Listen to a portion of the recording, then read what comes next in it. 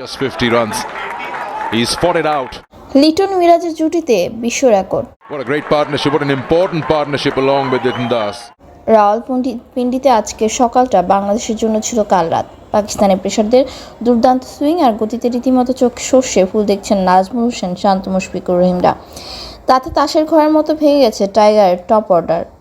গতকালে বিনা উইকেটে 10 রান নিয়ে আজ তৃতীয় দিনের খেলা শুরু করেছিল বাংলাদেশ। আজ আর 4 রান যোগ করতেই ভেঙে যায় উদ্বোধনী জুটি। সুবিধা করতে পারেনি মিডল অর্ডার ব্যাটাররাও। তাতে আজকের দিনে 16 রান যোগ করতেই বাংলাদেশ হারায় 6 উইকেট। এমন ধ্বংসস্তূপে ব্যাট করতে এসে প্রতিরোধ করেন লিটন ও মিরাজ। দুজনে মিলে ডাউন সব শট খেলেছেন। And then we spoke about those googlies and sliders. Run তুলেছেন দুজনে পাল্লা দিয়ে। সাবলীল ব্যাটিংয়ে সপ্তম উইকেট 165 রানের জুটি গড়েন তারা। মিরাজ 124 বলে 78 রান করে সাজঘরে ফিরলে ভাঙে সেই জুটি। ততক্ষণে অবশ্য একটি বিশ্ব রেকর্ড গড়ে ফেলেছেন লিটন মিরাজ। 147 বছরের টেস্ট ইতিহাসে 50 রানের কমে ষষ্ঠ উইকেট পতনের পর সপ্তম উইকেটে সবচেয়ে বড় জুটি এটা। Shot.